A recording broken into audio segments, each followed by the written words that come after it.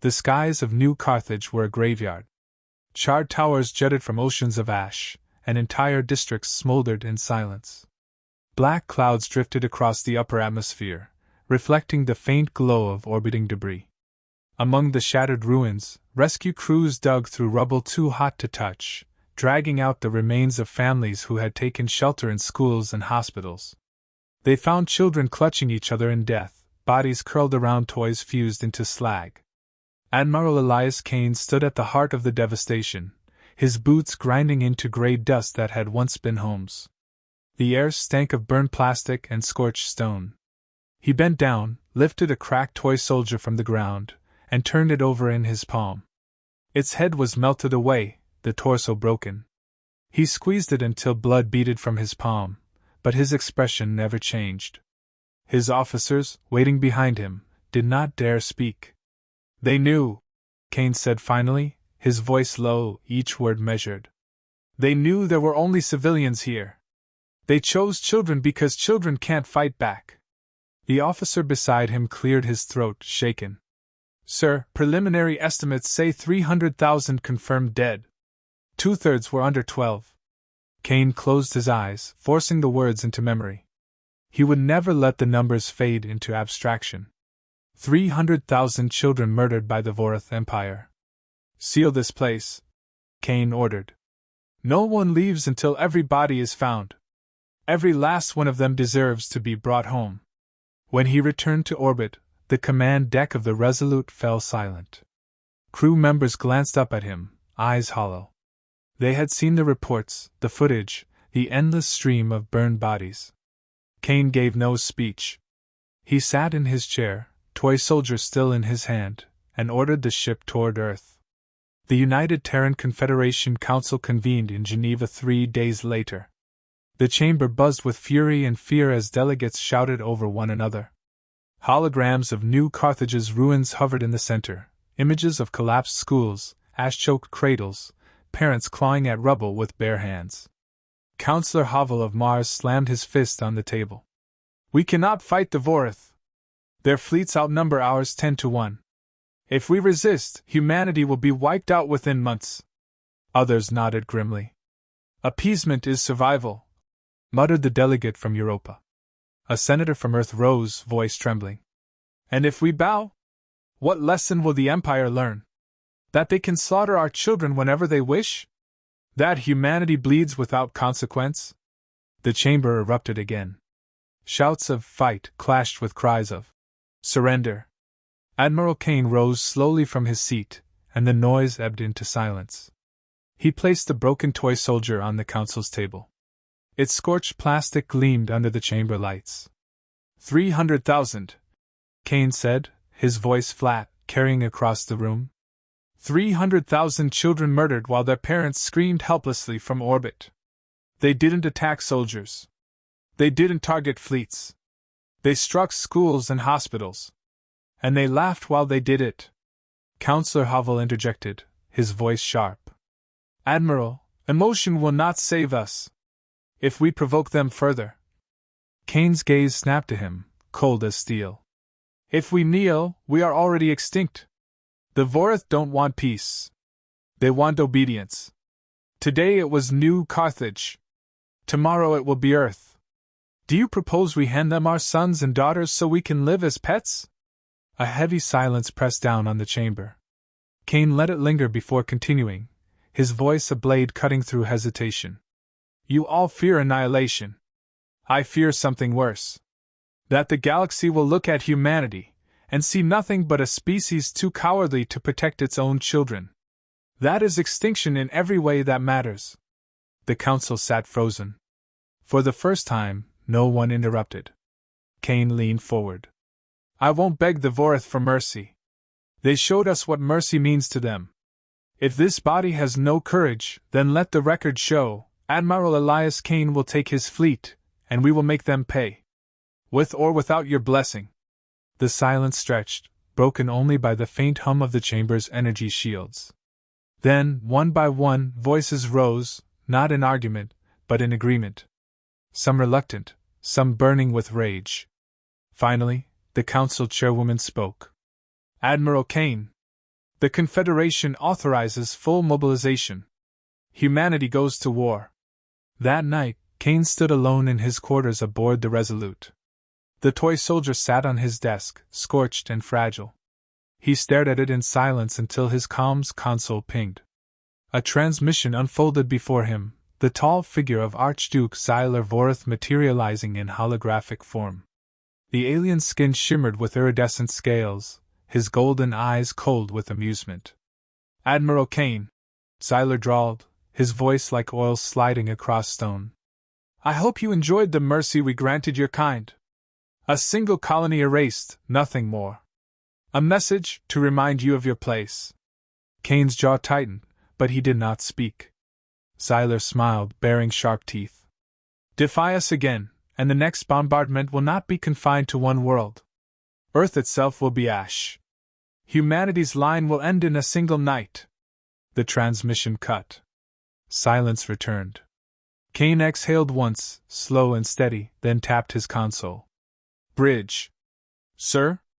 Begin full fleet mobilization. Every ship, every yard, every gun. And tell them this: humanity doesn't beg for survival. Humanity avenges its dead." Days later, across the Confederation, shipyards thundered to life. Orbital rings around Mars blazed with welding sparks as new destroyers took shape. On Luna, children painted warships on walls while their parents enlisted. Freight yards on Titan converted into munition foundries. Entire cities volunteered, pouring resources into the war effort. On the Resolute's command deck, Kane addressed his officers. His tone was calm, precise. "They call us children with rifles. They believe we'll break if pressed. But what they don't understand is this: nothing is more dangerous than a people who've seen their children burned alive. We are not fighting for glory. We are not fighting for territory. We are fighting to make sure no one in this galaxy ever dares to strike at our children again." His officers answered with a silent salute, every hand clenched to their chest. Kane turned toward the viewport. Stars stretched endlessly ahead, each one a possible battlefield. He rested his hand on the toy soldier clipped to his belt, a reminder carved into plastic. "Prepare the fleet," he said. His voice was steady, almost quiet. But to those who heard it, it was a war cry. And so humanity, once cautious in the great expanse, stepped into war, driven not by ambition, but by vengeance carved into its very soul.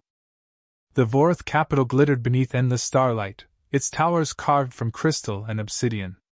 At the summit of the imperial spire, Archduke Xyler reclined on a throne of dark alloy, surrounded by alien nobles and flowing silks.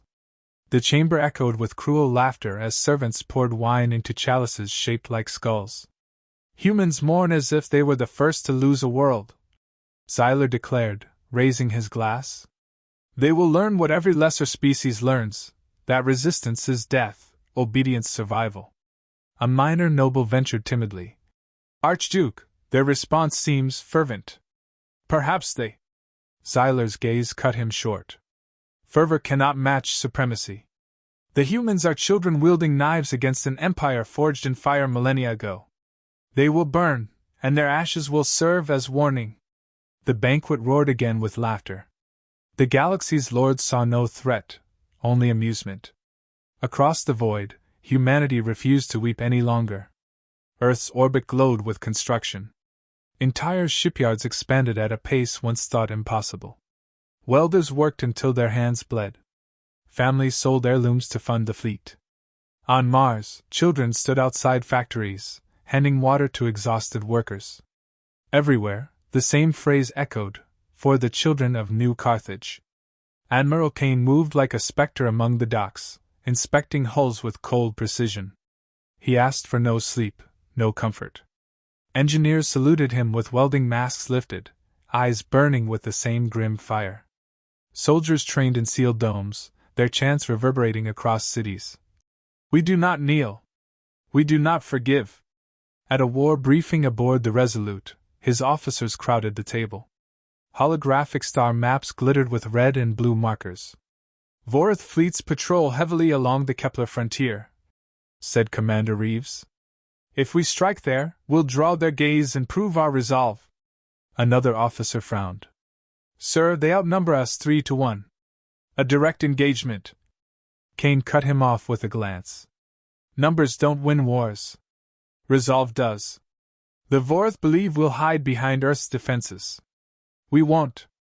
We take the fight to them. We shatter their illusion of invulnerability. No one argued further. The plan was drawn. At Kepler 62, the void boiled with fire. Human destroyers surged forward, railguns thundering. Swarms of AI-guided drones burst from carriers, weaving through enemy formations like swarms of angry hornets. Vorth battleships, larger and more heavily armored, tried to unleash their plasma lances, but the drones blinded targeting arrays, cutting them apart piece by piece. Kane stood at the center of the Resolute's bridge, hands clasped behind his back. His voice carried no hesitation as he issued orders. Bring the Vindicator Squadron forward. Direct all railguns on their flagship's engines. If they turn, burn them. If they run, chase them. Explosions rippled across the void. Human gunships rammed into Vorth cruisers, detonating warheads at point-blank range. The Empire's fleet commander screamed over open comms, disbelief cracking his voice. They fight like they wish to die. Kane answered the broadcast himself, his tone icy. Not to die. To kill. Within hours, the battle was over. Outnumbered 3-1, the human fleet annihilated its enemy.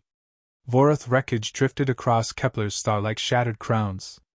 Survivors fled into hyperspace, their final transmissions filled with terror. In the aftermath, a Vorth envoy was dragged into Kane's presence aboard the Resolute. The alien trembled, scales quivering under the weight of his chains. Mercy! The envoy hissed.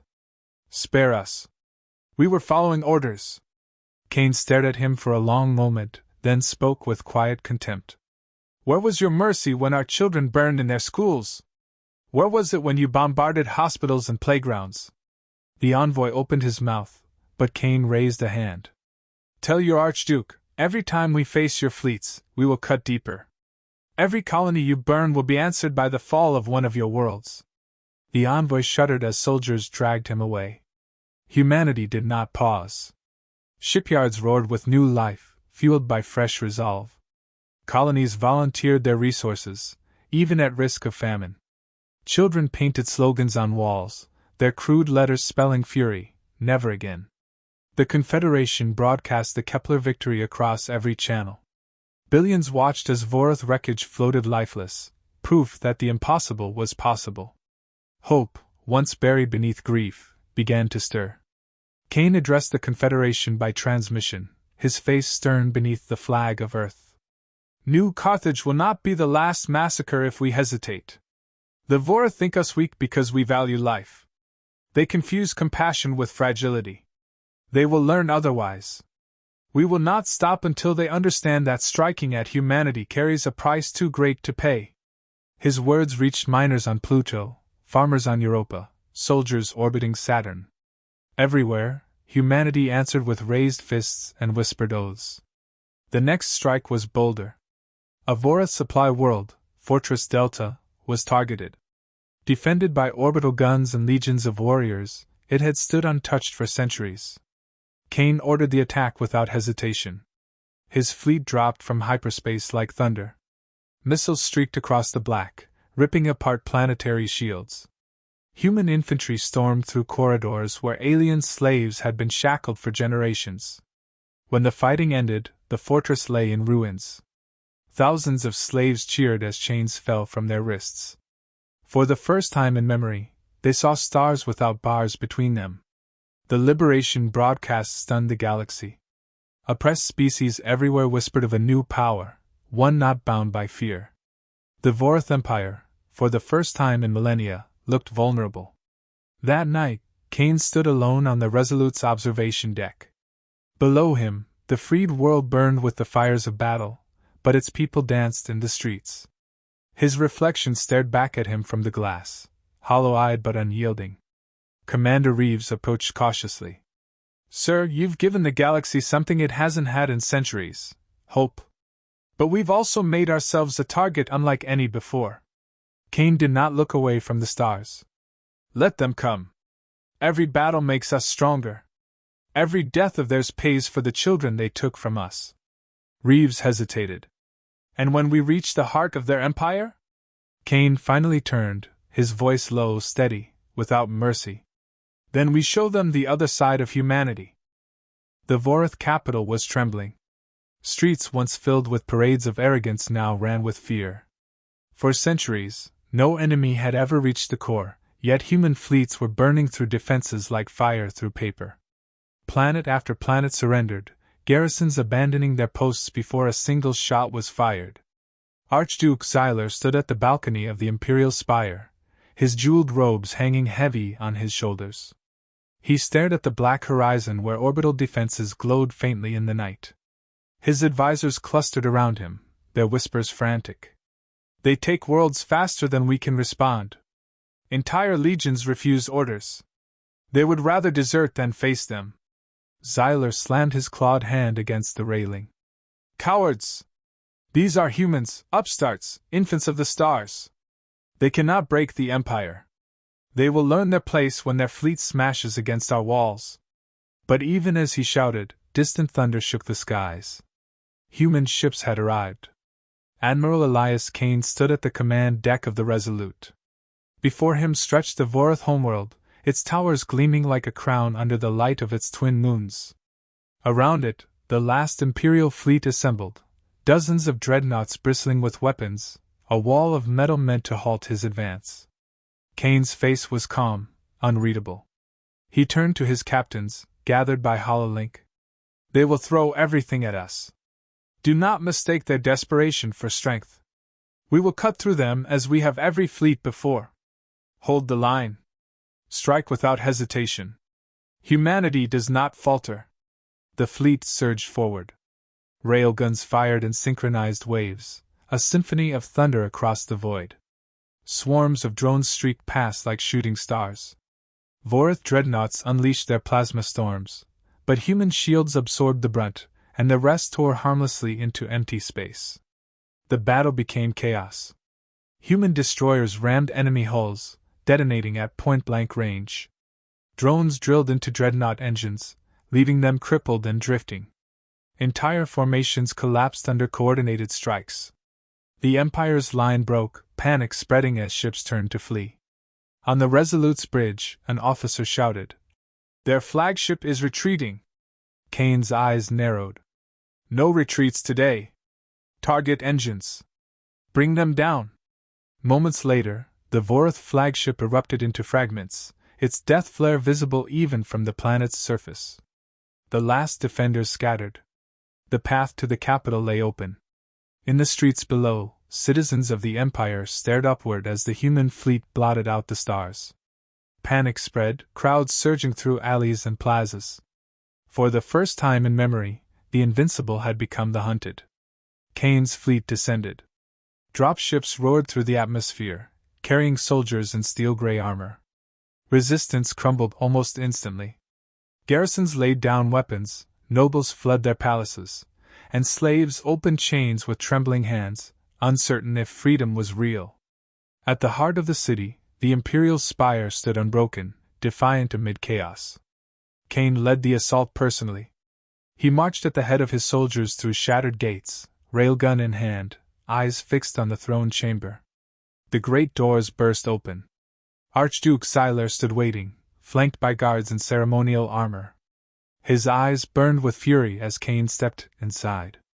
"So," Xyler sneered, his voice dripping with contempt, "the savage who leads a species of vermin dares set foot in the hall of empires. Do you think victory makes you noble? You are filth that crawled from mud and learned to kill." Cain's boots echoed across the marble floor. His rifle hung at his side, but his voice cut sharper than any blade. "You burned our children. You thought it would break us. Instead, you taught us what mercy means in your tongue. And we came to answer." Xyler's guards raised weapons, but Cain's soldiers had already taken position. A single command, and the chamber filled with the hum of railguns aimed at the Archduke's chest. Xyler's sneer faltered, but he held his chin high. "You cannot kill an empire. Cain stepped closer, his gaze steady. Empires fall. Children endure. That is the difference between you and us. The chamber went silent. Cain did not order execution. He didn't need to. By conquering the capital, he had already ended the Vorith dominion. Xyler's fate was sealed, not as a martyr, but as the memory of arrogance undone. Take him, Cain said simply. Outside, the banners of the Confederation unfurled above the spire. Across the galaxy, enslaved peoples watched the broadcast, their voices rising in stunned disbelief. The humans had not only survived, they had toppled the giant that ruled them all. Cain addressed the galaxy in a transmission broadcast to every world, his voice unyielding. Humanity did not ask for this war. We buried our dead and grieved in silence. But when the Empire struck at our children, it awoke something you failed to understand. We are not merciful when innocence is slaughtered. We do not forgive when our children are burned.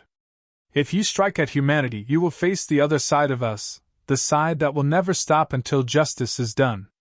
Billions heard those words. Across colonies and slave worlds, hope stirred like fire in dry grass. When the war ended, Cain returned to Earth. Cities erupted in celebration, but he remained apart from the noise.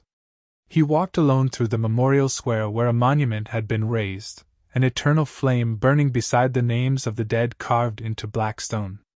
At its base, Cain knelt and placed the scorched toy soldier he had carried since New Carthage. He rested his hand on the stone, his voice a whisper meant only for the fallen. It's done! They'll never harm you again. Behind him, children laughed, chasing each other through the square, their voices ringing like bells. For a long time, Cain stood listening. The war had ended, but the lesson remained. Humanity had shown its other face, not the hand that built, but the hand that struck. And the galaxy would never forget.